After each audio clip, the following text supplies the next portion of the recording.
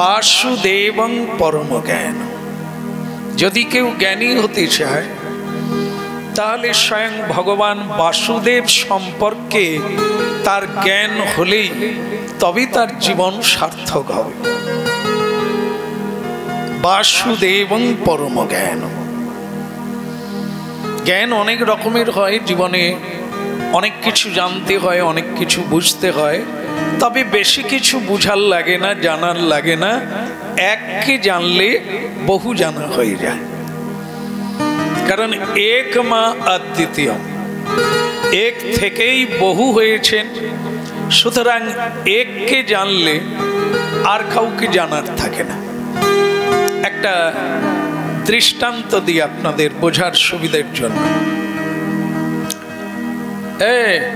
কি হচ্ছে কি? দুষ্টামি করছো কেন? বলো রাধে রাধে। রাধে রাধে। দেখতে পাচ্ছ এখানে কাজ হচ্ছে, দুষ্টামি শুরু। এই যে নিয়ে কি করি ভাবতে পারি, একে না এর মতো ছেলে হয় না। কোনো একজন বাবা তার দুষ্টু ছেলেকে বলছে, দুষ্টামি করো না, বদমাশি করো না, আমি এখন অফিসিয়াল কাজ করছি, দুষ্টামি করো না। সে ছেলে এতই মানে দুষ্টু বলা যাবে না, ভালো, কিন্তু বাবার কাছে বিরক্তিকর। বাবা যেহেতু একটা কাজ করছেন, ছেলে তখনই এসে বলছে, বাবা আমি চলে যাব, একটা একটু প্রশ্ন। কি? আচ্ছা, কা কা করে যে ডাকে সে কে? কে? কা কা বলে যে ডাকে সে কে? ভাইপো নয়?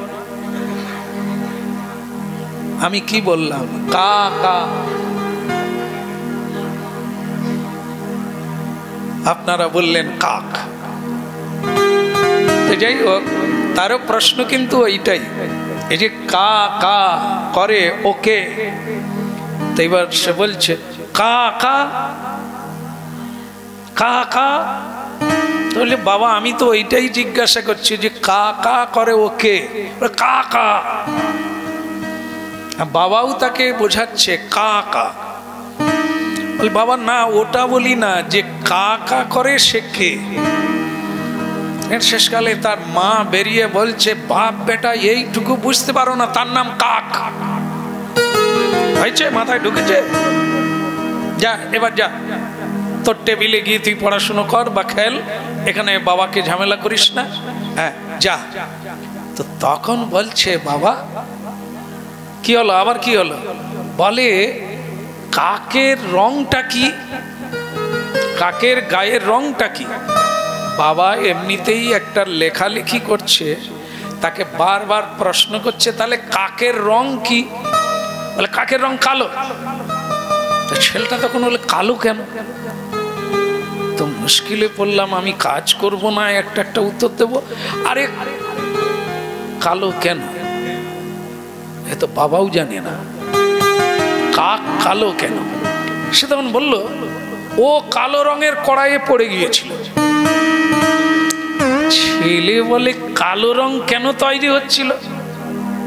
তো মুশকিল হলো, আরে কালো রং কেন তৈরি হচ্ছিল? সেটা কোনো কাজের জন্য, তাতে কাক পড়ে গিয়েছিল।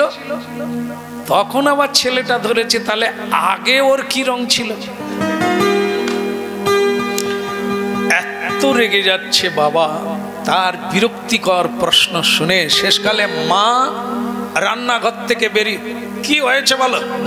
বলে হ্যাঁ গো, কাকের রং কালো কেন?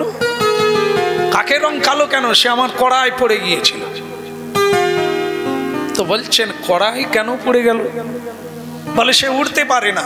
কেন সে উঠতে পারে না? তখন বলছে, তুমি একটা মাথায় বুদ্ধি করে একে সরিয়ে দাও, সারা দিন প্রশ্ন চলবে। তখন কি করলো? বাবার মাথায় একটা বুদ্ধি এলো। দেওয়ালে টাঙানো ছিল ভারতের ম্যাপ। ম্যাপ জানো তো? ভারতের ম্যাপ, সেই ম্যাপটাকে দেওয়াল থেকে পেড়ে এনে কুচি কুচি করে কেটে দিল, ছিঁড়ে দিল বাবা। ছিঁড়ে তার টেবিলে, মানে বাচ্চাটার যে পড়াশোনার টেবিল, সেই টেবিলের মধ্যে ওইসব কুচি কুচি করে দিয়ে দিল। দিয়ে বলছে, যা তুই ভারতের ম্যাপটা মিলিয়ে দে, কোন দেশের পাশে কোন দেশ, কোন জেলা কি রকম ছিল, যেরকম ছিল তুই সেরকম টেবিলে সাজা।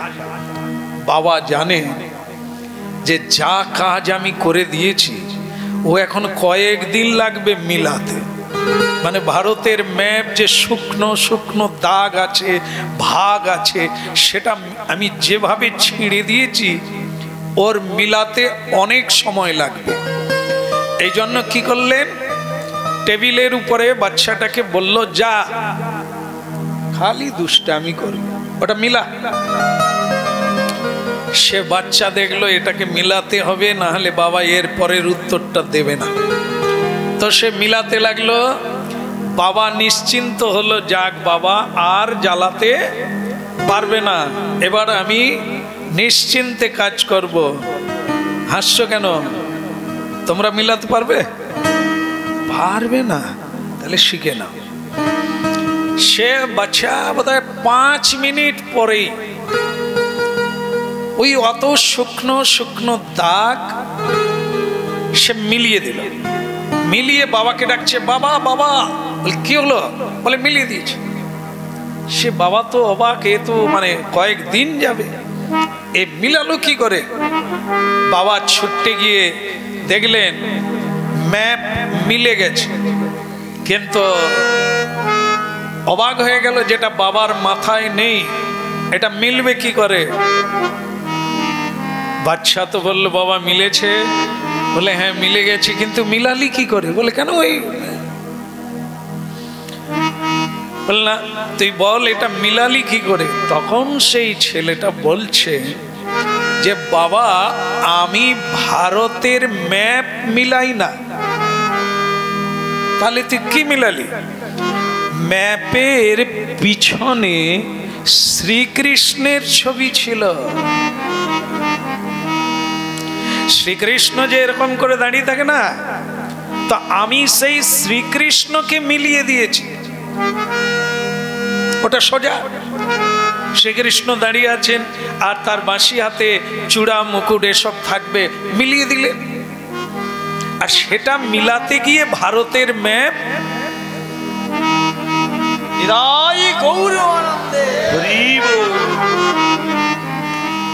বাসুদেবং পরম জ্ঞান। যদি জ্ঞান লাভ করতে হয়, ছিটে ফোটাও যদি এই জীবনে আমরা জ্ঞান লাভ করতে পারি, তা বাসুদেব সম্পর্কে জ্ঞান হোক। বাসুদেব কাকে বলে? যিনি সবার হৃদয়ে বাস করেন, ইনি বাসুদেব। সবার হৃদয়ে, কীট পতঙ্গ এদের হৃদয়েও তিনি বাস করেন। এই জন্য তিনি বাসুদেব নামে অভিহিত হয়েছেন। তাহলে বাসুদেবং পরম জ্ঞান। ভগবানকে খোঁজার লাগে না, ভগবানকে ডাকার লাগে না, ভগবান তোমাকে ডাকছে।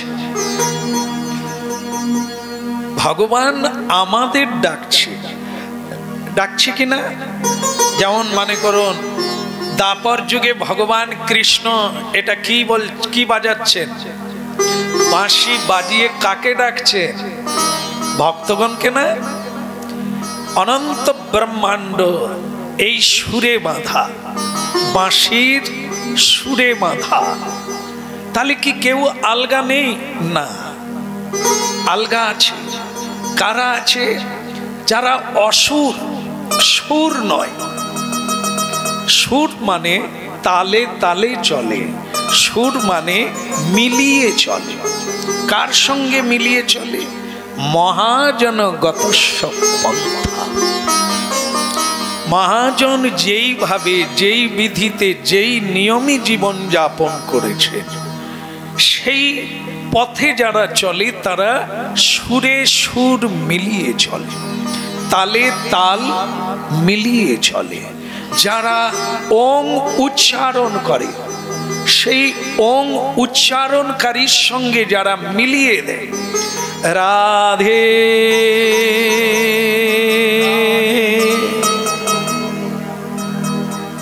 যারা এই সুরে সুর মিলিয়ে দেয় এদেরকে বলা হয় সুর। সুর মানে দেবতা, অসুর মানে দেবতা নহে, দানব। এই জন্য সুর আর অসুর। সুর মানে দেবতা। মানুষ যখন এই মধুর সুর মিলিয়ে, ওঙ্কার দিব্য সুর মিলিয়ে পথ চলে, তাকে বলা হয় সুর।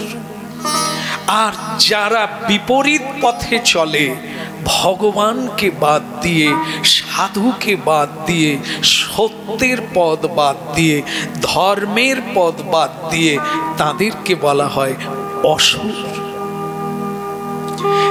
তাহলে বাসুদেবং পরম জ্ঞানং, সেই জ্ঞান বাসুদেব আমার হৃদয়ে আছে। আমার কিভাবে চলা উচিত, যিনি জজ, যিনি দণ্ডদাতা, যিনি মালিক, যিনি স্বয়ং স্রষ্টা, তিনি আমার হৃদয়ে আছে। আমি কি ঝুট বলতে পারি? মানে মিথ্যা বলতে পারি? পারি। কেন পারি? আমার এই জ্ঞান নাই যে বাসুদেবং পরম জ্ঞান, বাসুদেব যে আমার হৃদয়ে আছেন, আমি এটা ভুলে গিয়েছি। এই জন্য আমি মিথ্যা বলতে ভয় পাই না। আমি অনেক কুকর্ম করি, আমার চরিত্রের দোষ আছে, আমি সেটা লোকচক্ষুর অগোচরে করি। মনে করি কেউ আমায় দেখলো না, কেউ আমায় জানলো না, তা আমি সেই মানে অন্যায় কর্মগুলি করে থাকি। কেন না আমার জানা নেই যে বাসুদেব আমার নিকটে আছে। তাহলে বাসুদেব পরম জ্ঞান, বাসুদেব নিকটে আছে, বাসুদেব হৃদয়ে আছে, বাসুদেব পিছনে আছেন, বাসুদেব সাইডে আছেন, বাসুদেব সামনে আছেন। আছে কি নাই? আপনারা আমার সামনে আছেন, আপনারা বাসুদেব নয়? নিতাই গৌর হরিব। আপনাদের সামনে কি আমি অন্যায় করতে পারি? আপনাদের হৃদয়ে বাসুদেব, বাসুদেব আমাকে দেখছেন, তার মানে আমার সঠিকভাবে চলা উচিত।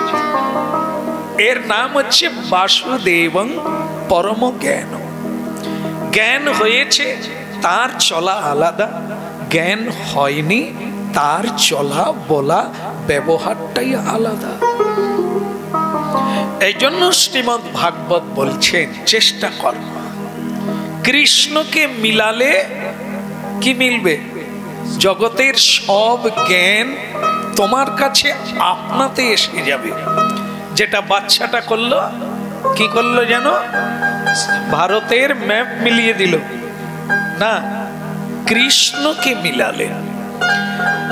কৃষ্ণকে জানলে, ঈশ্বর তত্ত্ব জানলে জগতের সকল তত্ত্ব জানা হয়ে যাবে। কেন না? আমরা ক্ষুদ্র, বিশ্ব ব্রহ্মাণ্ডও ক্ষুদ্র, কিন্তু ভগবান অনন্ত। অনন্ত ব্রহ্মাণ্ড তার লোমকূপে আছে। প্রেম সে বলো রাধে রাধে। ভাবুন তাহলে তিনি কত বড়। সেই ঈশ্বর তত্ত্বকে জানলে শুধু গ্রাম নয়, দেশ নয়, নানান গ্রহকে জানা যাবে এখানে বসে। এই এখন যেমন আমাদের বৈজ্ঞানিকেরাও খুব উন্নতি করেছেন। কোথায় যাচ্ছে? চাঁদে যাচ্ছে আর ফিরে আসছে, কিন্তু আমাদের এর আগে হাজার হাজার বৎসর আগে গীতায় বিজ্ঞান যোগ আছে না?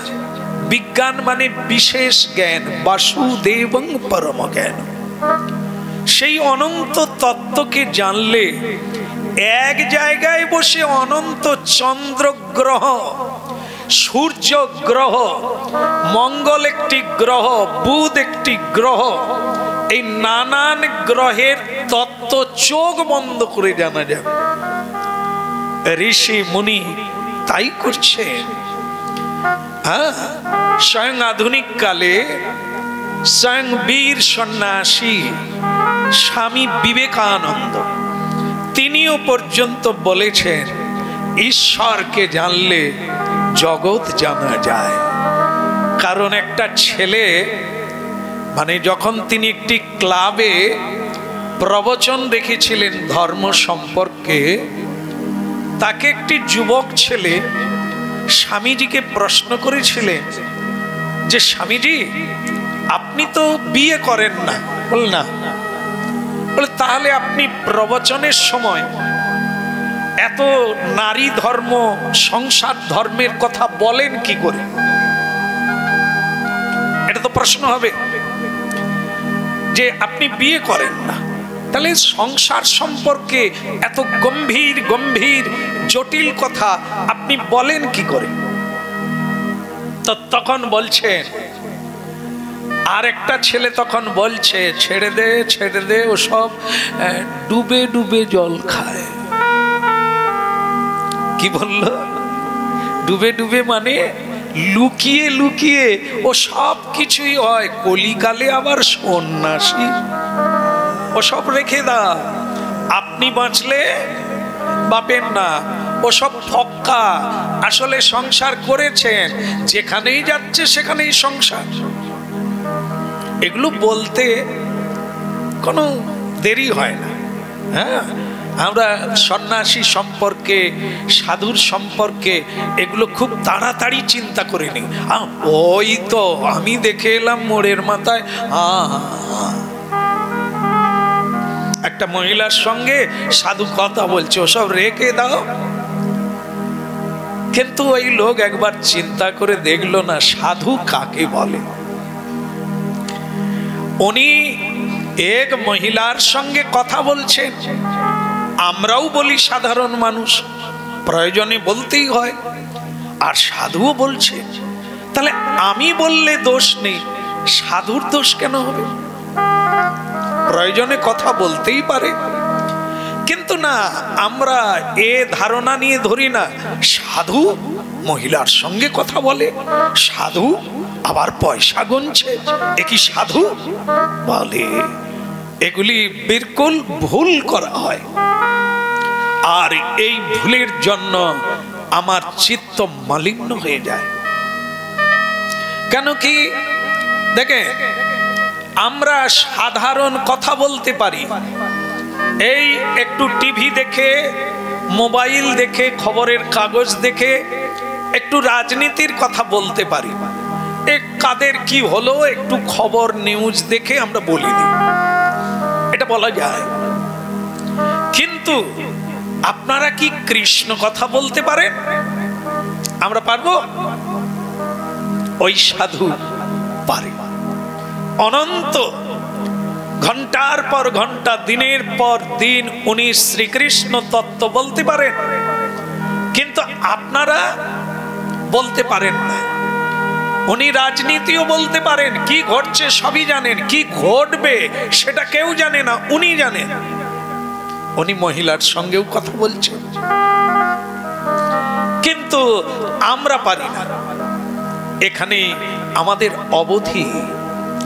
স্বামী বিবেকানন্দ বললেন, যুবক তুমি বলেছ ঠিক আছে, কিন্তু একটু স্পর্ধা বাড়িয়ে বলছো যে আমি ডুবে ডুবে জল খাচ্ছি। আমি যদি ডুবে জল খাই, তোমরা তো ভেসে খাচ্ছ। বিবাহ করেছ? হ্যাঁ, আমরা বিয়ে করেছি। আপনি করেন না, কিন্তু এত গোপন কথা বলেন কি করে? স্বামীজি বললেন, একটা নারীর খবর জানো, বিয়ে করে একটা স্ত্রীর খবর তাও মন জানো না। স্ত্রী কি চায়, স্ত্রী কি ভাবছে তাও তুমি জানো না। তুমি স্ত্রীর হয়তো অভিনয়টা দেখো, তার অরিজিনালটা দেখতে পাও না। হতভাগা স্বামী তুমি। কিন্তু ভারতীয় কোন সাধু, কোন সন্ত, কোন যোগী, গীতায় যাকে যোগী বলা হয়েছে, কেউ যদি যোগে বসে, ধ্যানে বসে, চোখ বন্ধ করে এই সারা ভারতবর্ষের তত্ত্ব বলে দেবে। ভারতের বাইরে আমেরিকায় কি হচ্ছে সেটাও বলে দেবে। নানান দেশে কি ঘটনা ঘটছে চোখ বন্ধ করে বলে দেবে। আর তুমি বিয়ে করে স্ত্রীর মনের খবর জানো না, সংসার তো অনেক দূরে, বলে দিতে পারি। তো তখন আবার বলেছিলেন যে কই আপনি বলুন তো। তখন স্বামী বিবেকানন্দ আমেরিকায় ছিলেন, আপনি ভারতবর্ষের কথা বলুন। তখন তিনি একটি দুর্ঘটনার কথা বলেছিলেন, যে দুর্ঘটনা পরবর্তীকালে টেলিফোন করে জেনে নিয়েছিলেন যে হ্যাঁ এই সময় ভারতবর্ষে এই ঘটনা ঘটেছিল। এগুলি হচ্ছে যোগ সাধনা, বাসুদেবং পরম জ্ঞান। বাসুদেব মানে বাইরে নয়, নিজেকে জানা। আমি তত্ত্বটা শেষ হয়ে যাবে বাসুদেবের কাছে গিয়ে। আমি বলে কিছুই নাই, কেউ নাই। বাসুদেবং সর্বম ইতি সো মহাত্মা সুদুর্লভা। এ অনন্ত ব্রহ্মাণ্ডে যে কেবলই বাসুদেবই আছেন, আর কিছু নাই। এই তত্ত্বটা জানে কোন এক মহাত্মা বা অতি দুর্লভ। এই তত্ত্বটি বুঝতে হবে। বাসুদেবং পরম জ্ঞানং বাসুদেবং পরমং তপ। আমরা সকলেই কম বেশি উপাসনা করি, ভগবানের কথা বলি, স্মরণ করি, মনন করি, জপ করি, কিন্তু তপস্যাও করি তাকে পাওয়ার জন্য, তাকে জানার জন্য।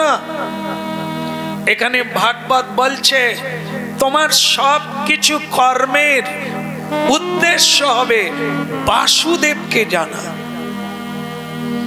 কর্মটাই তপস্যা, সেটাই ধর্ম, সেটাই পূজা। তোমার কর্মটাই পূজা, তোমার কর্মটাই সেবা লেগে যাবে, সেটাই তপস্যা হয়ে যাবে। তপস্যা মানে এক জায়গায় চোখ বন্ধ করে বসে থাকা, এও তপস্যা।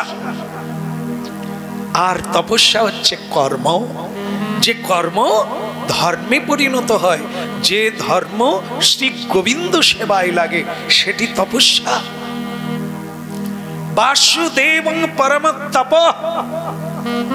আমাদের সংসার থাকবে, সবকিছু থাকবে, মূলে থাকবে এক, উদ্দেশ্য হবে এক, বাকি যেতে যেতে সবকিছু থাকবে। মূল তপস্যা হবে বাসুদেবের, অর্থের নয়, মানুষ ভজা নয়, বাসুদেব।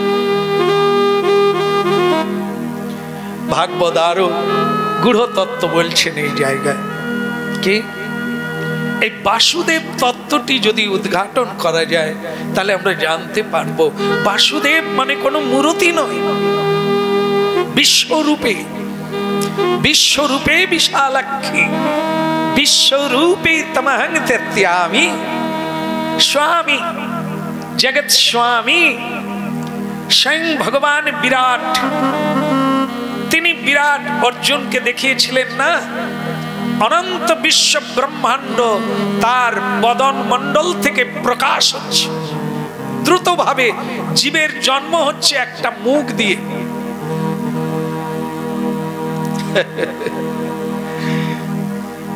শ্রী ভগবত তত্ত্ব শুনছেন, বাসুদেবং সর্বম ইতি সো মহাত্মা সুদুর্লভ। তখন আপনার মন্দির শুধু ঈশ্বরের মন্দির নয়, তখন এক একজনকে আপনি বাসুদেব রূপেই দেখবেন। এই যা বসে আছেন সবই আমার বাসুদেব, তার ভিন্ন ভিন্ন রূপ। এরই নাম বিশ্বরূপ। বিশ্বরূপে বাসুদেব প্রতীয়মান, বিরাজমান। কখন দেখবেন? যখন আপনি ভক্তিমান হবে, নিজেকে জানতে পারবেন। নিজেকে যখন জানবেন আপনি আর আলাদা নাই, কি হবে? বলো রাধে রাধে। আচ্ছা তো বলি, রসগোল্লা তো খেয়েছেন সবাই, খেয়েছেন কিনা? কে খাননি? খাওয়াবো, বলুন না বলুন। রসগোল্লা খেয়েছেন? তোরা তো খেয়েছিস? হ্যাঁ, মাস্টার খেয়েছেন? ছোট না বড়? 10 টাকার ছোটগুলো তেতো লাগে, বড়গুলো মাস্টার লোক, তাকে বোঝাবো। আচ্ছা, রসগোল্লা কি দিয়ে তৈরি হয়? ছানা। তাহলে মিষ্টি লাগে কেন? মিষ্টির রস। মিষ্টির রস কোথায় হয়? চিনি কোথায় হয়? আখ থেকে। আখ কোথায় হয়? মাটি কোথা থেকে এলো? রসগোল্লা খাওয়া বেরিয়ে যাবে। রসগোল্লা আমরা খাই, গপ গপ করে খাই, কিন্তু তত্ত্ব জানলে রসগোল্লা কি করে হলো? ছানা থেকে হলো। যদি মাস্টারকে বলি ছানা কোথা থেকে এলো? দুধ থেকে। দুধ কোথা থেকে এলো? গাভী থেকে। গরু থেকে। গরু দুধ কোথা পেল? ঘাস থেকে। ঘাস কোথা হলো? সেই মাটি। ঘুরে ফিরে মাটি। মাটি কোথা থেকে এলো? ভগবান থেকে এলো। ভগবান কোথা থেকে এলো? ওই তত্ত্ব কেউ খুঁজে পায়। এই জগতের সব তত্ত্ব সকলে রিসার্চ করছে, কিন্তু বাসুদেব কোথা থেকে এলো এইটা কেউ বলতে পারেনি। কারণ কি? আমরা যারা সৃষ্টি তত্ত্বে সৃষ্টি হয়েছি সকলে বাসুদেব থেকে এসেছি। অতএব বাসুদেবের পরে আগে কেউ জন্ম নিই না। তাহলে বাসুদেব হচ্ছে আদি, তারপরে আমরা। তাই বাসুদেবকে জানতে গেলে বাসুদেবের আগে জন্ম নিতে হবে। বলো। হ্যাঁ, বলে আমারে খোকন যখন হয়, আমি সেদিন বাড়িতে ছিলাম। তাহলে খোকনের জন্মটা খোকনের বাবা জানে, তার জন্মটাও তার মা বাবার কাছে শুনতে পারে, কিন্তু বাসুদেবের জন্ম তো কেউ। এই জন্য তার তত্ত্ব বলা সো মহাত্মা সুদুর্লভা। এই জন্য তিনি একরকম জোর দিয়েই বলেছেন, জন্ম কর্মা চামে দিব্যম। আমার জন্মের কথা যদি কেউ জানতে পারে, তার কাজ হবে সে আমার কাছে চলে আসবে। বলি তো তাহলে সোজা ভাগবত পড়ে নেব, শ্রীকৃষ্ণের জন্মাষ্টমীটা জানলেই। ওই কারাগারে জন্ম হলো, দেবকী মায়ের 6টা ছেলে মরে গেল, 7টা ছেলের বেলা গর্ভপাত হয়ে গেল, 8ম গর্ভেই। এই তো, এটা আবার জানতে অসুবিধে কথা বললাম। ওটাই জানতে পারে না শ্রীকৃষ্ণ প্রকৃতই জন্ম নিয়েছিলেন না আবির্ভূত হয়েছিলেন, সেই তত্ত্ব যোগী ঋষিরাও এখনো খুঁজে পায় না। এই জন্য রহস্য, এই জন্য দিব্য, আমরা তা ধরতে পারি না। এই জন্য কি, যখন আমরা জ্ঞানী হয়ে যাব, ঈশ্বর জ্ঞানের জ্ঞানী, এই রাজনীতিবিদ, সামাজিক বা গণিত, অর্থনীতিবিদ এগুলো না, এগুলোর দ্বারাই জগৎ ঝঞ্ঝাবাট। ঈশ্বর তত্ত্ব জানলে তবে তিনি এই বাসুদেব তত্ত্ব বাসুদেবের কৃপায় জানতে পারবেন। অর্জুনকে বলেছিলেন ভগবান, আমি কাউকে যে রূপ কোনোদিন দেখাই না, কেবল তোমাকেই দেখালাম, তুমি ঘুমাও বলে। এটা আমি বললাম, ভগবান ওটা বলেননি। ভগবান বলছে তুমি আমার অত্যন্ত প্রিয় কে হয় বলো?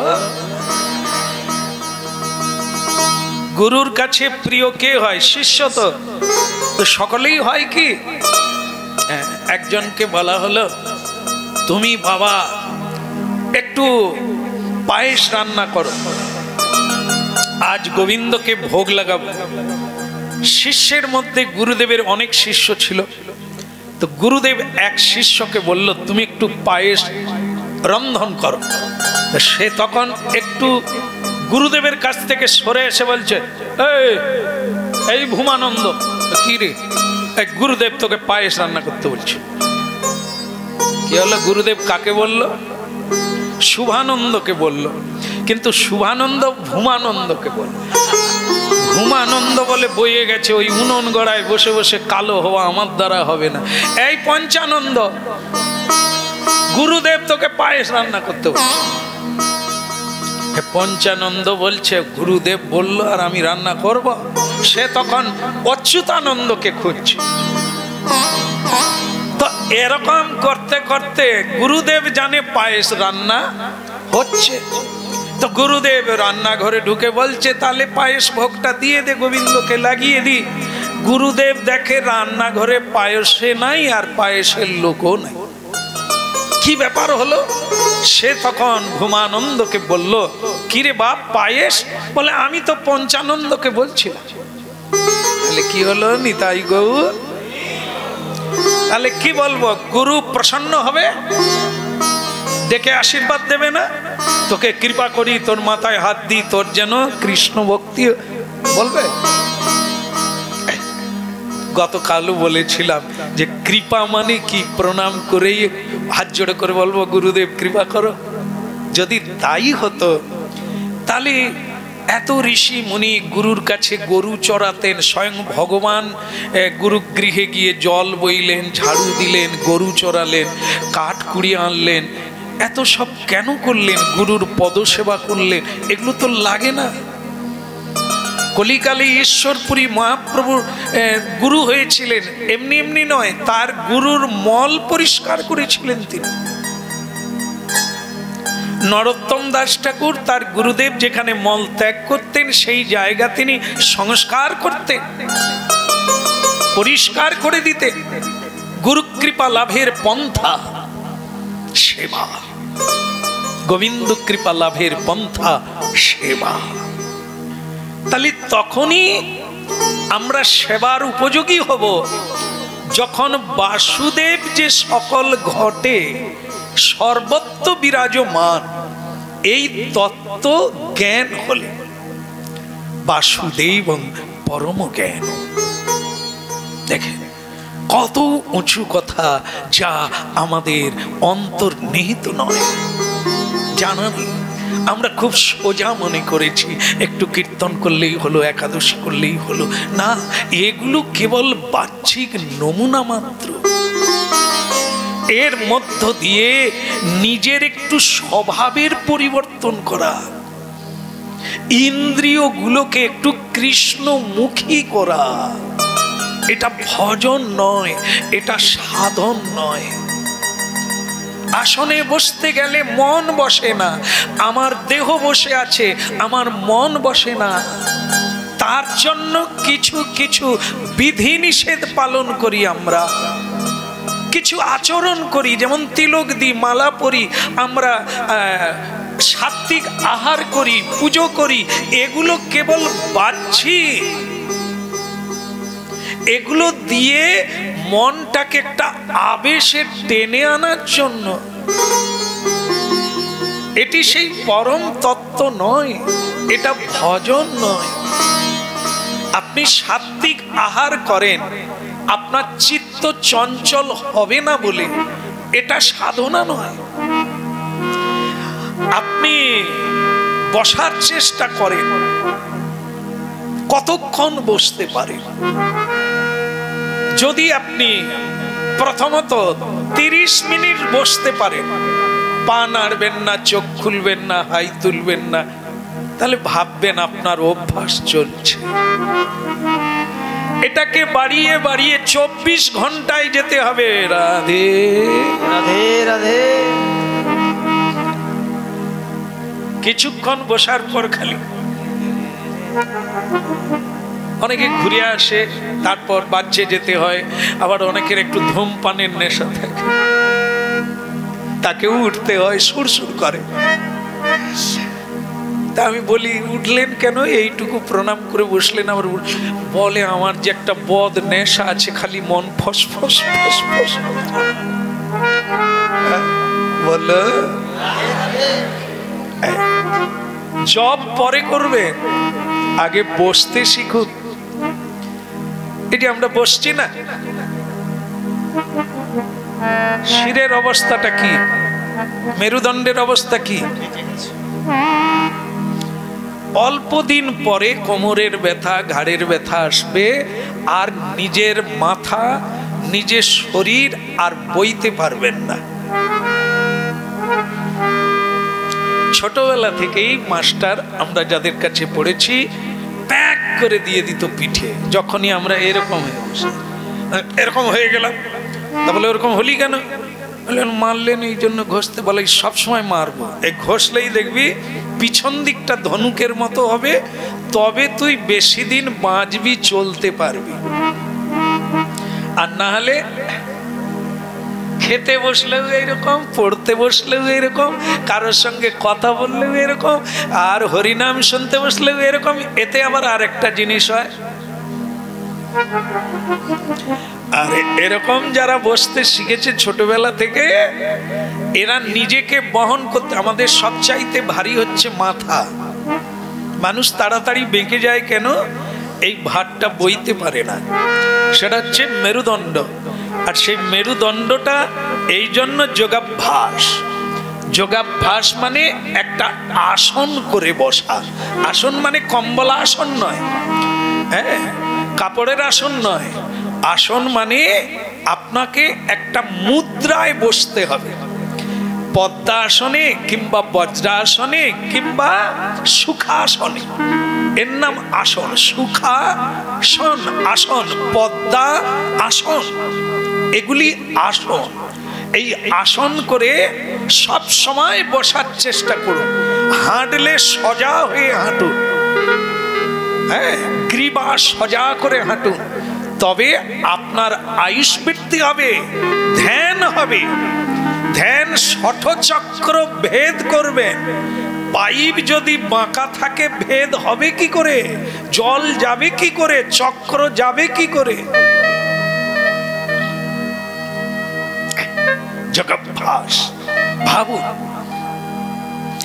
এগুলি হচ্ছে যোগীদের জন্য। বলবো ফাঁকিবাজি যে যোগীরাই করবে, আমরা করব না।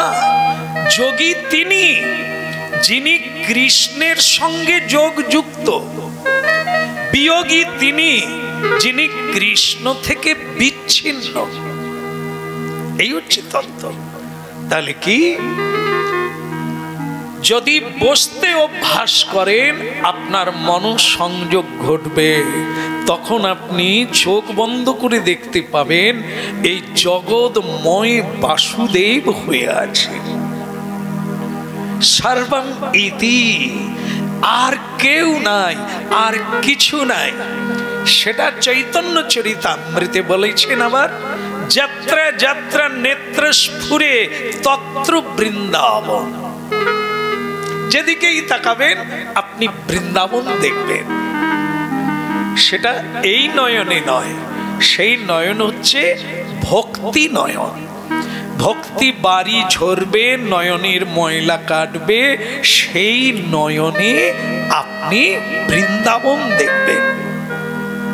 সেটা বৃন্দাবনে গিয়ে নয়, যত্র যত্র, যেখানে সেখানে আপনি যেদিকেই তাকাবেন বৃন্দাবন দেখবেন। ভগবান গৌরাঙ্গ মহাপ্রভু কলিকালে সেটাই করেছেন, দেখিয়েছেন। হ্যাঁ, তিনি যেদিকেই তাকাতেন ওই তো মুরলীধর। কাহা মুরলী ধারি, কাহা গিরি বড় ধারি, আহা বেনু বিলাসী এশ্বরীধর। তার মানে কি, হে বেণুবাদনকারী, হে গিরিধারী, হে মুরারি, তোমাকে আমি এই তো দেখলাম, তুমি কোথায় লুকালে? গৌরাঙ্গ মহাপ্রভু আপনারা জানেন যে নীলাচলে সমুদ্রে ঝাঁপ দিয়েছিলেন গভীর রাত্রে, কেউ তাকে খুঁজে পায় না। অথচ যে গৃহটার মধ্যে তিনি থাকতেন তার নাম ছিল গম্ভীরা। সেই গম্ভীরার একটা দরজা দেওয়া আছে, বাইরে পাহারা আছে গোবিন্দ দাস, কিন্তু মহাপ্রভু কখন চলে গেছেন খুঁজে পান না। গভীর রাত্রে, জ্যোৎস্নাকিত রাত্রে তিনি সমুদ্রের তীরে চলে গেছেন। জ্যোৎস্না, চাঁদের কিরণ, চন্দ্রমা যখন সমুদ্রের বুকে পড়ে, সমুদ্র তখন ঝলমল ঝলমল করছে।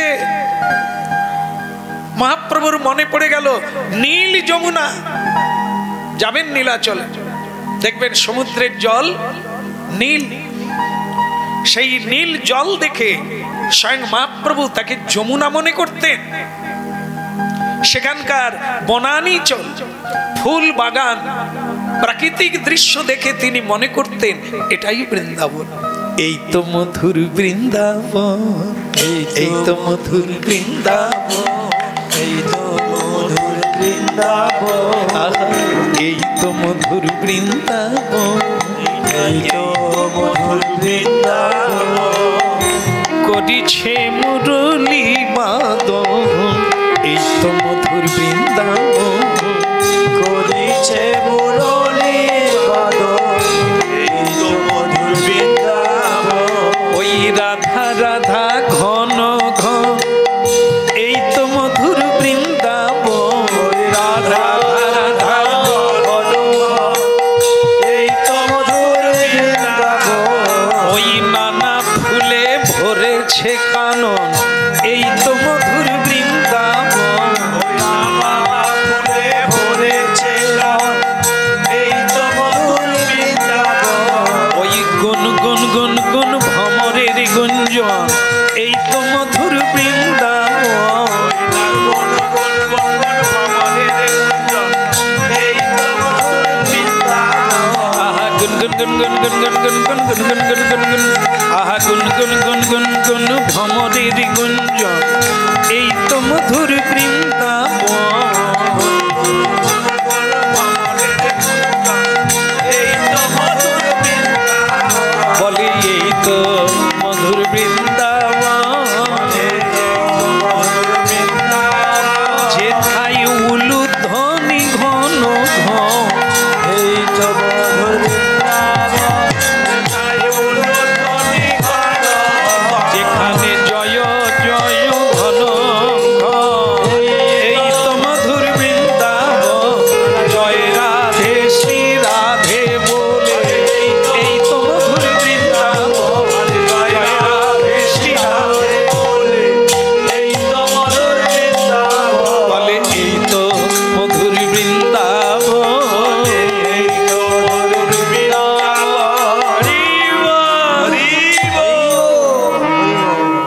বৃন্দাবন কোথায় হয়?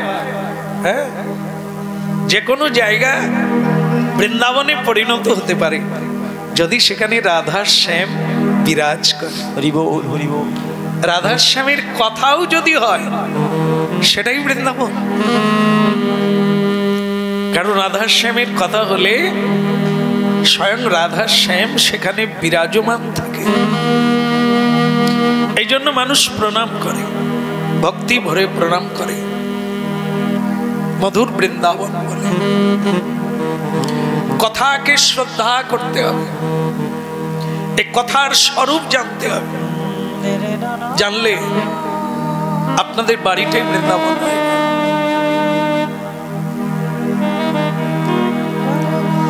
কিছু লাগে না, এতে দর্শক লাগে না।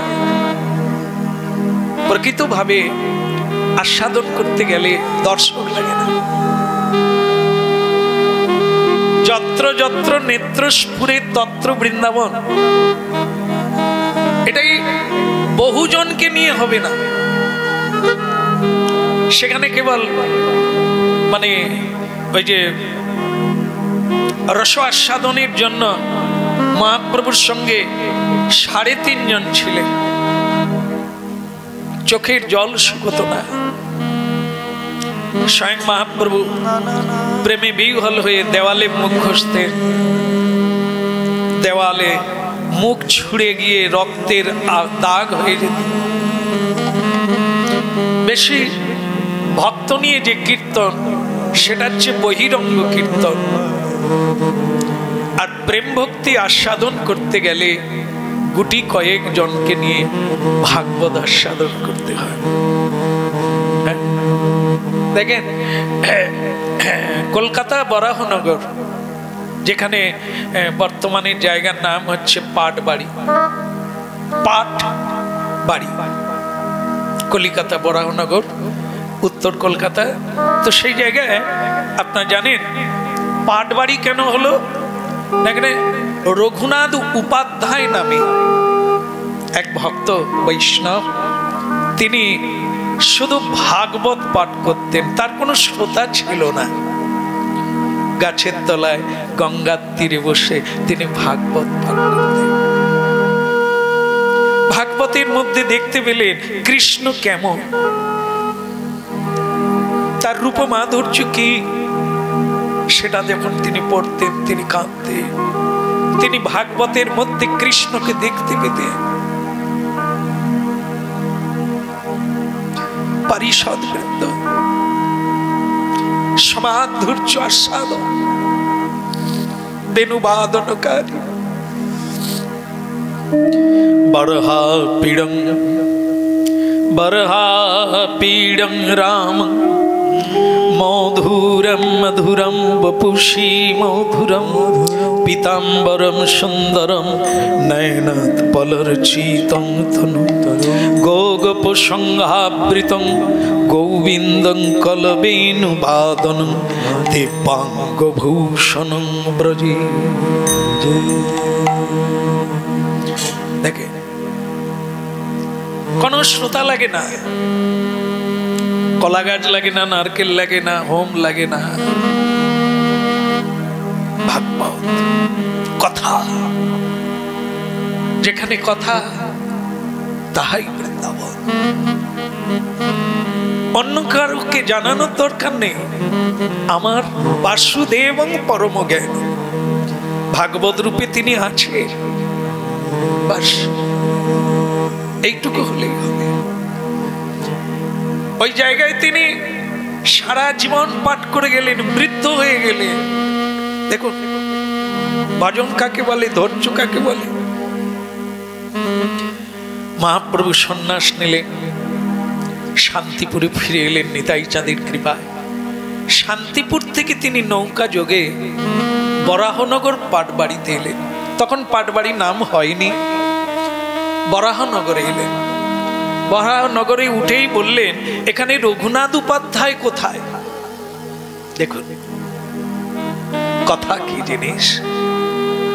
কথাতেই তিনি, কথা রূপী কৃষ্ণ, নাম রূপী কৃষ্ণ, ভাগবত রূপী কৃষ্ণ, ভক্ত রূপী কৃষ্ণ। স্বয়ং গৌরাঙ্গ মহাপ্রভু সপার্ষদ নিয়ে নৌকা যোগে বরাহনগরে এসে দাঁড়িয়ে গেলেন। উলুধ্বনি হরিধ্বনিতে ভরে গেল।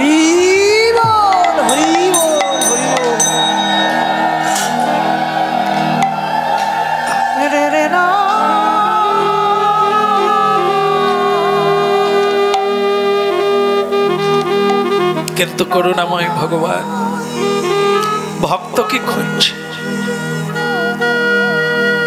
আর ভক্ত ভাগবত খুলে কেবলই কেঁদে যায়। ভাগবতের মধ্যে কৃষ্ণকে দেখছে, সামনে গৌরাঙ্গ মহাপ্রভু দাঁড়িয়ে আছে। রঘুনাথ, আমি এসে গেছি, এত তুমি ডাকছো, আমি আসবো না, আমাকে নয়ন ভরে দেখে নাও। মিলিয়ে নিল ভাগবতের সঙ্গে। ভাগবতে যা বলছে সেই অনুসারে আমার গৌরাঙ্গ মহাপ্রভু, ইনি সেই কৃষ্ণ। আবার পড়লেন, আবার সেই শ্লোক পড়লেন, এই তো মধুর বৃন্দাবন, এই তো মধুর বৃন্দাবন, যাহা আছে নন্দ নন্দ এই তো মধুর বৃন্দাবন। যাহা আছে নন্দের নন্দ এই তো মধুর বৃন্দাবন। বলে যাহা খেলে মদন মোহন এই তো মধুর বৃন্দাবন। ওই যাহা খেলে মদন মোহন এই তো মধুর বৃন্দাবন। কে বলে যাহা খেলে রাধা রমন এই তো মধুর বৃন্দাবন। ওই যাহা খেলে রাধা মোহন এই তো মধুর বৃন্দাবন।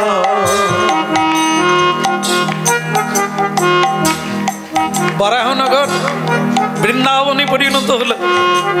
স্বয়ং ভগবান মুরলীধারী সেই রঘুনাথ উপাধ্যায়কে দর্শন দিলেন, বললেন তোমার ভাগবত পড়া সার্থক হলো নিতাই গৌর। হ্যাঁ, আমরাও ভাবি ভাগবত পড়বো মানে ভক্ত দরকার, মণ্ডলী দরকার, অনেক লোকের দরকার। স্বয়ং বিশ্বভুবন ভগবান তিনি যখন আসেন তার অনন্ত ভক্ত সহিতে আসে। আছেন তিনি বহু রূপে, তিনি আছেন আকাশ বাতাস পাখি পক্ষী পশু বৃক্ষ লতা পাতা তৃণলতা সব রূপে তো তিনি। বাসুদেবম সর্বম ইতি, শেষ কথা, আর কেউ নেই। আদিতেও তিনি, মধ্যেও তিনি, অন্তেও তিনি, তিনি ছাড়া কিছু নেই। এই এত দূর উঠতে হবে। সেই রঘুনাথ উপাধ্যায়কে মহাপ্রভু বললেন এই জায়গার নাম আজ থেকে হবে পাট বাড়ি। পাট বাড়ি ভাগবত পাঠের দ্বারা গৌরাঙ্গ মহাপ্রভুকে লাভ করলেন, শ্রীকৃষ্ণকে লাভ।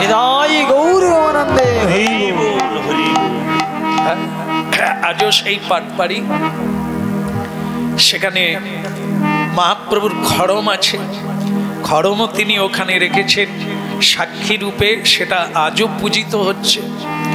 মহাপ্রভুর ব্যবহৃত চরণের খড়ম ওখানে আছে।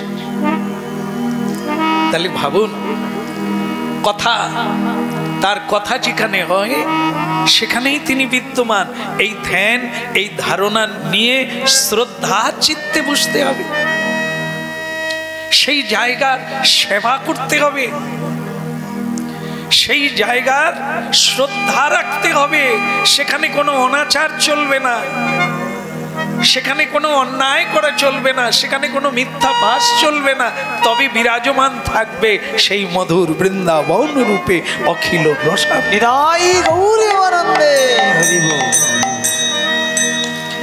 মনের আনন্দে বলো হরি ভজ বৃন্দাবন।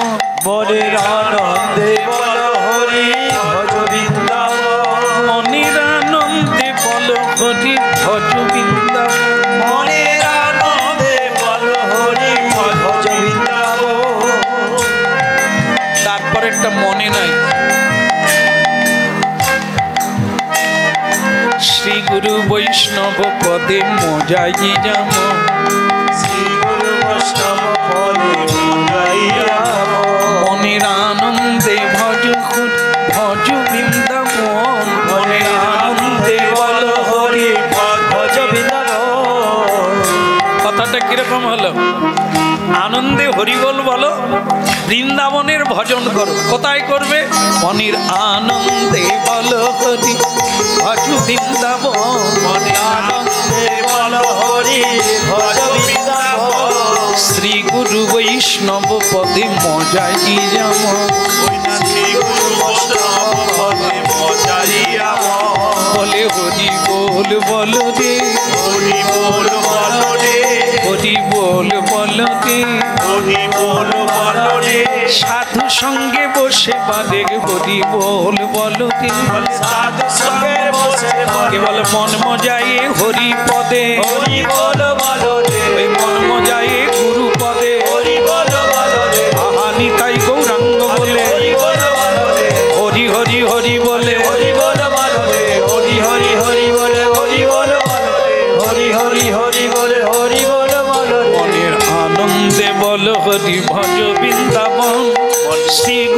বৈষ্ণব পদে মজাই যেমন মনের আনন্দে বল হরি ভজ বিধাব শ্রী গুরু বৈষ্ণব পদে মজাইয়া হরি বলো রাধে রাধে। রাধে রাধে। তাহলে শ্রীমধুর বৃন্দাবন দেখতে গেলে মনটাকে কোথায় মজাতে বলছে? শ্রী গুরু গৌরাঙ্গ কি জয় হো। শ্রী গুরু বৈষ্ণব পদে মজাইয়া মন। এই জায়গাটাই তো এখনো আমি পেরে উঠি না, আপনারা পেরেছেন, তাই আপনাদের চরণে প্রণাম।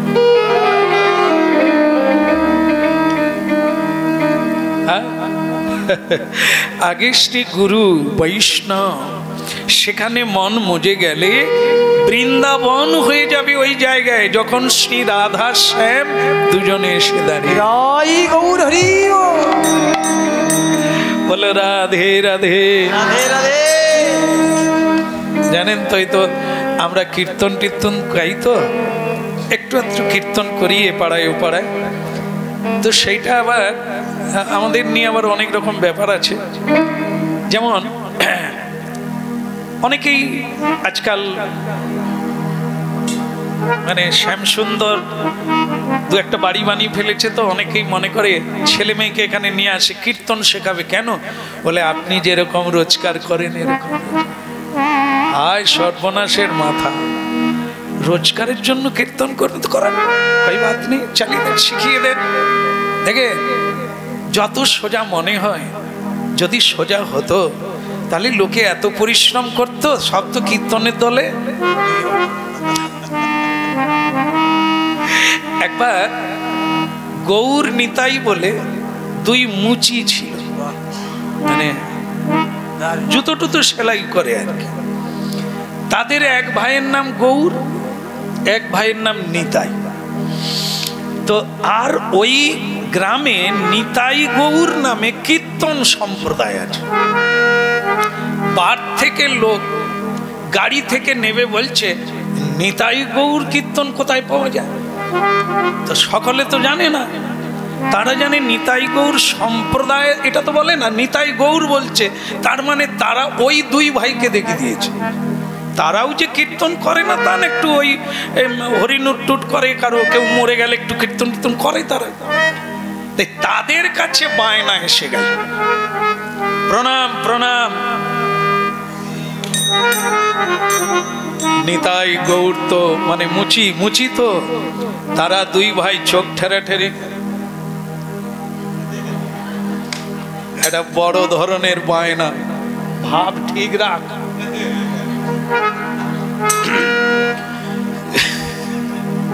যখন বায়নাদাররা প্রণাম করছে, তারা তখন বলে কল্যাণ ভব কল্যাণ ভব। এইসব কথা শুনে বায়নাদার বলে সাক্ষাৎ যেন নিতাই গৌর। কি?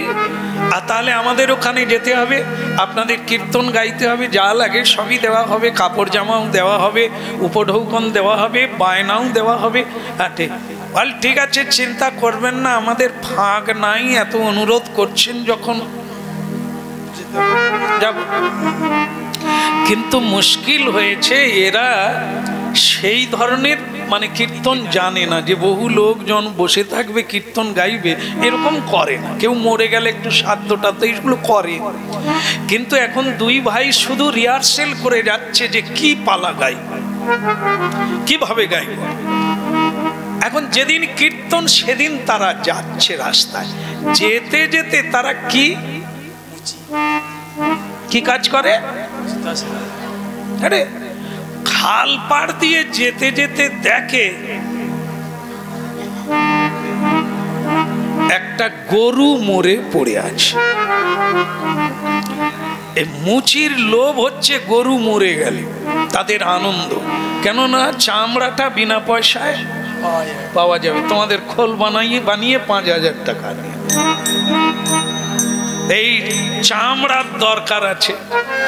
এই জন্য দুই ভাই তখন বলছে এ নিতাই, তুই গরুর চামড়াটা কাট, আমি কীর্তনে এগিয়ে যাই, সেখানে গিয়ে আমি আসর বন্দনাটা করি, আর তুই চামড়া কেটে গুছি গাছিয়ে ঢুকে যাবি, কেমন? নিতাই বলে তাই হোক ভাই, তুই এগিয়ে যা, কীর্তন শুরু কর, আমি যাচ্ছি। তারপরে এ চামড়া কাটা শুরু করলো, গৌর এগিয়ে গেল। একবারে সেদিন তিলকের কাটিংটা খুব ভালো করেছে, আর নকশা দিয়ে একবারে সুন্দর করে গলায় একটা উত্তরী দিয়ে দিয়েছে।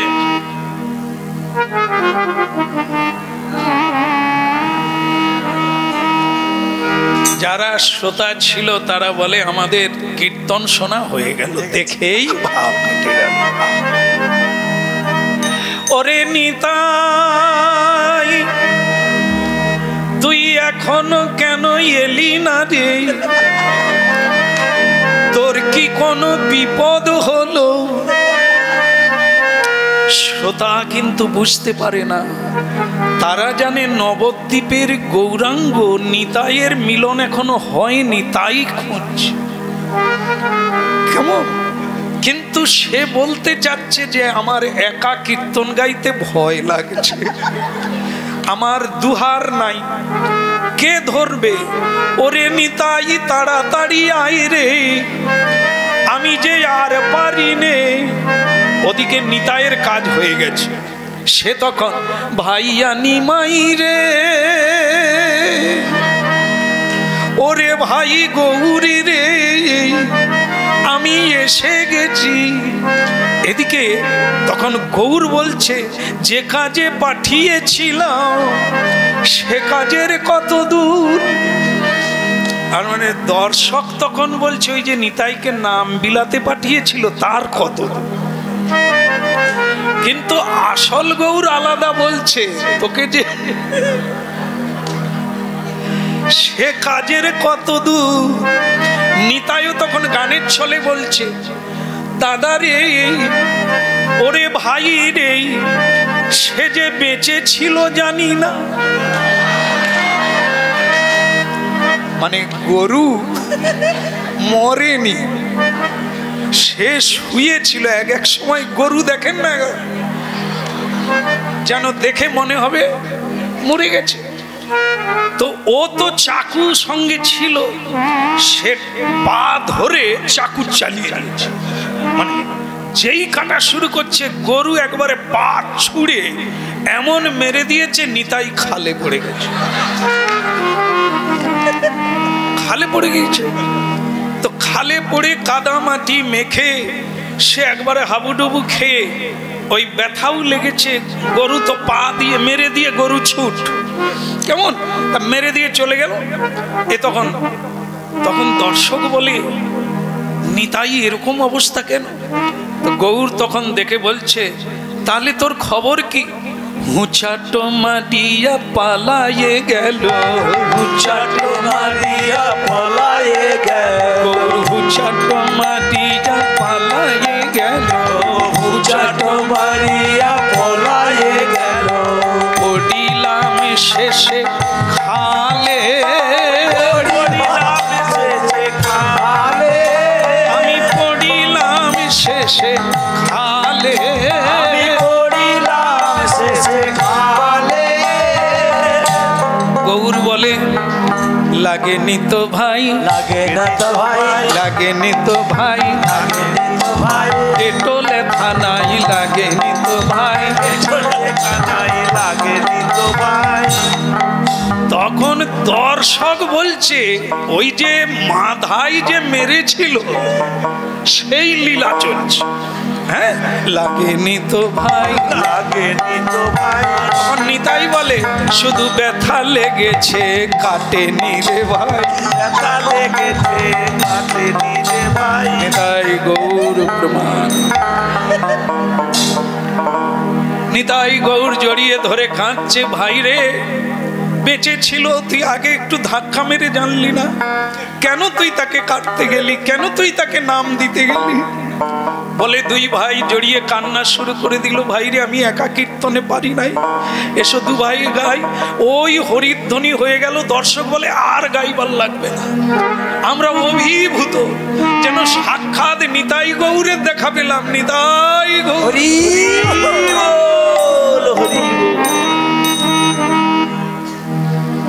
লোকে জামা কাপড় টাকা পয়সায় এত দান করলো, এরা দু ভাই রাস্তায় আসতে বলতে বলছে এ চামড়ার কাজ বাদ দিয়ে দে, কীর্তন গাইব। দেখেছিস কীর্তনে কত লাভ? কি ভক্তমণ্ডলী মায়েরা, এই চালাকিটা ধরা পড়ে গেল। দ্বিতীয়বার যখন তারা বায়না করতে আসলো, তারা দেখে জুতো সেলাই করছে। তো সেদিন তারা বলছে আপনারা তাহলে জুতো সেলাই করেন? বলে আসলে আমরা তো মুচি। তাহলে সেদিন যে বললেন হুঁচাটো মারিল, বলে জ্যান্ত গরু মেরেছিল। কি হলো? গ্রামের লোক ধরিয়ে দিল, এরা মিথ্যা করে আপনাদের ঠকিয়েছে, এদের নাম গৌর নিতাই, কিন্তু এরা কীর্তনিয়া না। আসল কীর্তনিয়া আরো ভেতরে যেতে হবে, সেটা হচ্ছে নিতাই গৌর সম্প্রদায় কীর্তনিয়া। তাহলে কি হলো? এই ঢং, এই ভাব, একটা উদ্দেশ্য নিয়ে কীর্তন গাওয়া, এখানে স্বয়ং ভগবান আসে না, এখানে স্বয়ং ভগবানকে দর্শন করা যায় না। এই জায়গাটা বৃন্দাবন হয় না। কিসে পরিণত হয়? সে কাজের কি হলো? মানে কি কাজ? ভাগাড়ে কে থাকে? গরু পড়ে থাকে। তাহলে কীর্তনের বাসরটা কি হলো? ভাগাড়ের কথা হলো। কেন? তাদের উদ্দেশ্য ছিল ভাগাড়ে গরুর চামড়া নেওয়া। এই বাসুদেব তত্ত্বহীন আমরা যদি কীর্তন গাই, সেটা প্রলুব্ধ কোনো কিছুর জন্য গাই, শ্রীকৃষ্ণের জন্য নয়। এই জন্য আমরা যেখানে কীর্তন গাই, সেই জায়গাটা বৃন্দাবনে পরিণত এখনো হয়নি। কারণ আমাদের অভাব, সেই অভাবটা হচ্ছে ভক্তি। ভক্তি তখনই জন্ম নেবে, ভক্তি এমনি এমনি জোর করে করা যায় না। ভক্তির জন্ম হয় কখন হয় না? ক্ষেত্র তৈরি হলে জন্ম নেবে। ক্ষেত্র মানে ক্ষেত্র, ক্ষেত্র গ, দেহটাকে ক্ষেত্র বলা হয়।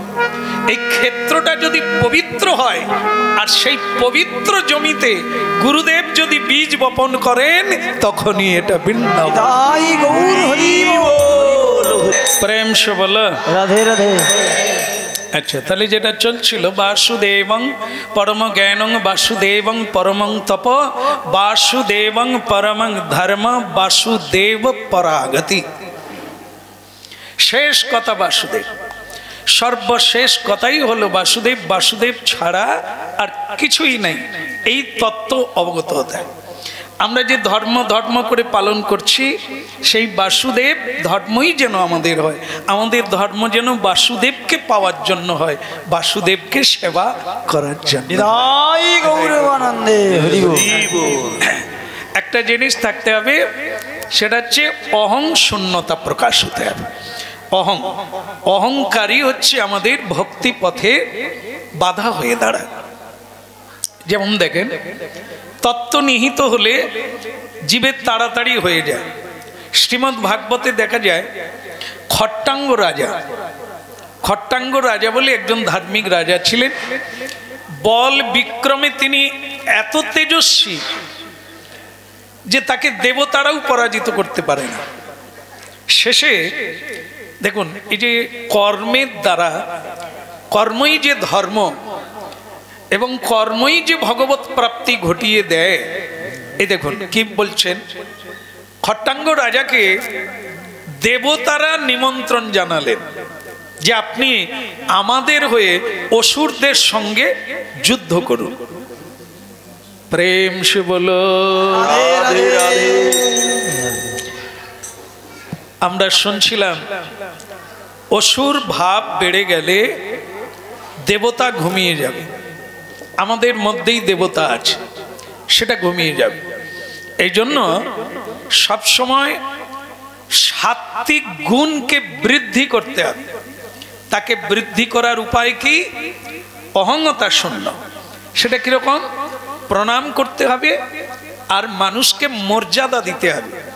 যে যে রকমের মানুষ তাকে সেভাবে মর্যাদা বা প্রণাম নিবেদন করতে হবে। করলে কি হবে না, ভেতরে বিনয় প্রকাশ পাবে।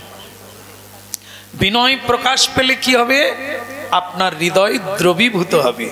দ্রবীভূত কি হলে কি হবে? ভক্তির উদয় হবে। ভক্তি উদয় হলে শ্রী ভগবানের করুণা। হরি বল। হ্যাঁ? রাধে রাধে রাধে। তাহলে দেখেন, শ্রী ভগবানের উপাসনায় খট্টাঙ্গ রাজা এত বলবান হলেন, দেবতারা তাকে নিমন্ত্রণ করে নিয়ে গেলেন। এই জায়গাটা আমি অনেক সময় ভাবি যে মানুষ দেবতার পুজো করে, আবার দেবতা মানুষকে প্রার্থনা করে। ভাবছেন কি এটা? আমরা দেবতার সহায় নেই, দেবতার পুজো করি, দেবতাকে সাধনা করি, কৃপা করুন, এটা দাও ওটা দাও, আমরা তাদের কৃপাতে বেঁচে আছি। কিন্তু দেবতারা আবার ভক্তকে চান যে আপনি আমাদের সাহায্য করুন। এটা ভাবো কত শক্তি। হ্যাঁ, তিনি কাউকে প্রার্থনা করেন না, আর তিনি বরং দিবেন, কিভাবে সেবা করবেন তার জন্য তিনি বলেন আমাকে কি করতে হবে। প্রেম সে বলো রাধে রাধে। বলে আমাদের হয়ে আপনাকে যুদ্ধ করতে হবে। খট্টাঙ্গ রাজা বললেন তাই হবে, চলুন আপনাদের সেবা করি।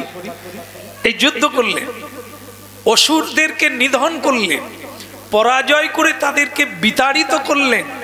একজন মানুষ হয়ে দেবতাদের দলে যুদ্ধ করে অসুরকে বিনাশ করলেন। এই জন্য মানুষ দেবতা হয়ে যায়, তখন তার কাছে সব ইন্দ্রিয়, সকল অশুভ শক্তি পরাজিত হয়ে যায়। তখন দেবতারাও সেই কৃষ্ণ ভক্তকে সম্মান করে। নিতাই গৌরবানন্দে হরি বল। হ্যাঁ, এই জন্য কি তো সেই খট্টাঙ্গ রাজা যুদ্ধ করলেন, সকলে খুব খুশি হলেন। খুশি হয়ে বললেন, দেবতারা খট্টাঙ্গ রাজাকে বলছেন আপনি আমাদের কাছে বর চান। বর, বর মানে যা চাইবেন পাবেন। যদি কোনো দেবী খুশি হয়ে যায় আমরা কি বর চাইব? কোনো দেবতা, কোনো দেবী যদি প্রসন্ন হয়ে সামনে এসে দাঁড়িয়ে যায় যে তোমার কীর্তন আমার ভালো লেগেছে, বলো তুমি কি বর চাও, কি চাইবো বলুন তো? আপনারা বলুন কি চাইবো, বলো কি চাইতে পারি? আমার কথা ছেড়ে দেন, আপনাদের কথা বলুন। মনে করো মা লক্ষ্মীর সঙ্গে দেখা, মা লক্ষ্মী দেবী সামনে দাঁড়িয়ে আছে, আপনি কি চাইবেন? মাগো মাগো ধন ধান্যে ভরিয়ে দাও। কি সব দেবতা মিলিত হয়ে বলছেন খট্টাঙ্গ তুমি কি বর চাও, যা চাইবে তাই দেব, তুমি আমাদের সাহায্য করেছো, তোমাকে সাহায্য করব, বলো তুমি কি চাও। খট্টাঙ্গ রাজা অনেক চিন্তা করে দেখলেন অনেকগুলো দিন কেটে গেছে, যা চাইবো তাই দেবে। তো তিনি বলছেন আপনারা কি দিতে পারেন? বলে তুমি যা, যদি তুমি শত অপ্সরা চাও, অপ্সরা মানে সুন্দরী মেয়ে, অপ্সরা চাও দেব, ঘোড়া চাও দেব, রথ চাও দেব, রাজ্য চাও দেব, যা চাইবে, ধন ঐশ্বর্য যা চাইবে তাই দেব, বলো তুমি কি চাও। বলো হ্যাঁ। এই জন্য ভাগবত শুনতে হবে। এই জায়গাটায় তো আমরা ভুল করি, জ্ঞান শূন্য হয়ে যাই, বাসুদেবের জ্ঞান আর থাকে না।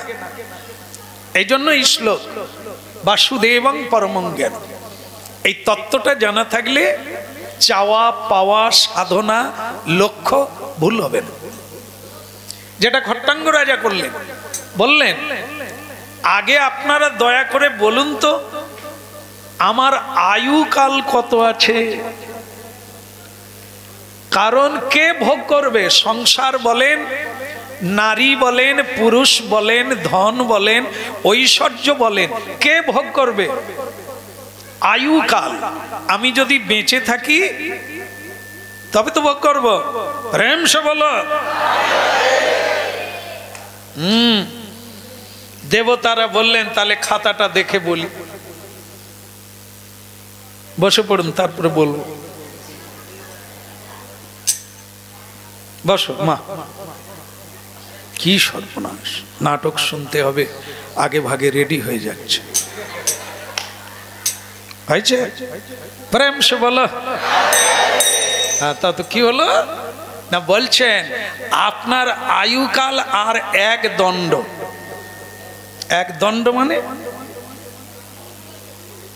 এরকম করে দু হাতে জল তুললে যতক্ষণ হাতে থাকবে, থাকবে সবসময় থাকবে।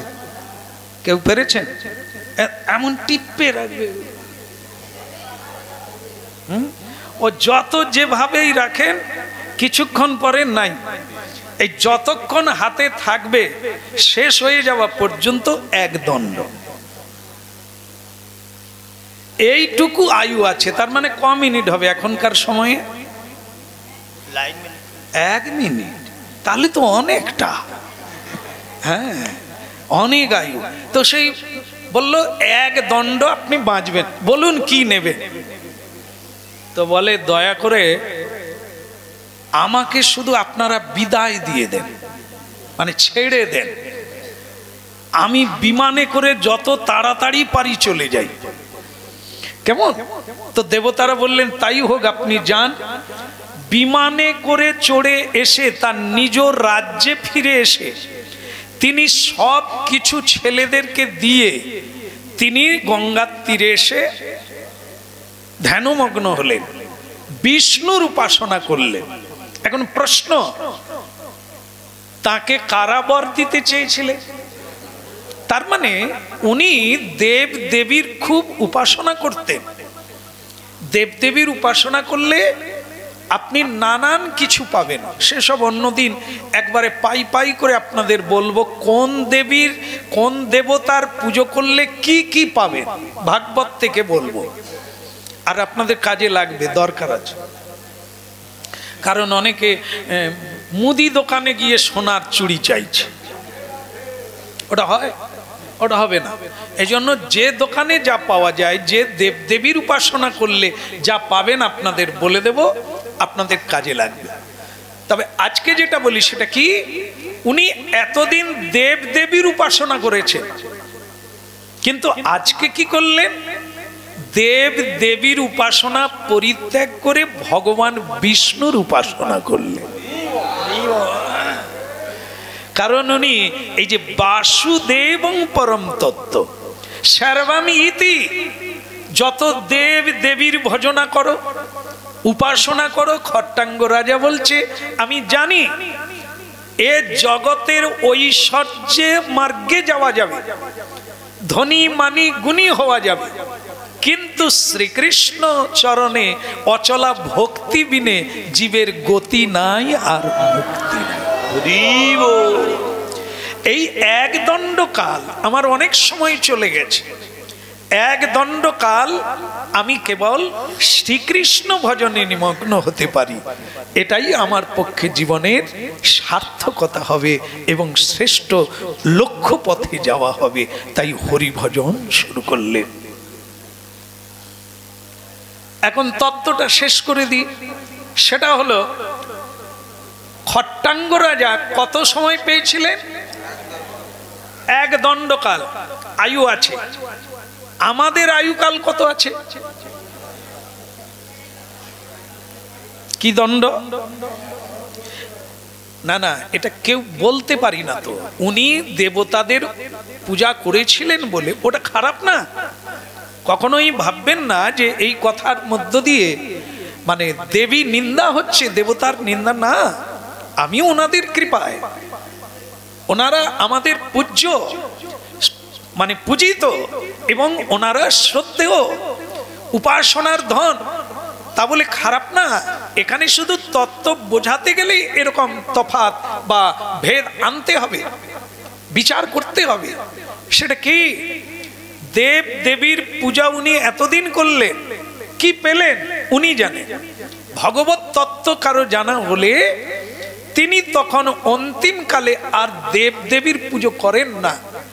দেব দেবীর পুজো ততক্ষণ লাগবে আপনি যতক্ষণ বেঁচে থাকবেন, কিন্তু অন্তিমকালে দেব দেবী আপনার সহায়তা করতে পারবেন না। কিন্তু এই অন্তিমকাল যে কবে কেউ জানে না। এই জন্য বলা হয়েছে সময় নষ্ট না করে এখুনি, আজ থেকে নয়, এখুনি শ্রী বিষ্ণু চরণে শরণাগত হয়ে গুরু পদে আশ্রয় নিয়ে গোবিন্দ ভজন করাই জীবের একমাত্র গতি।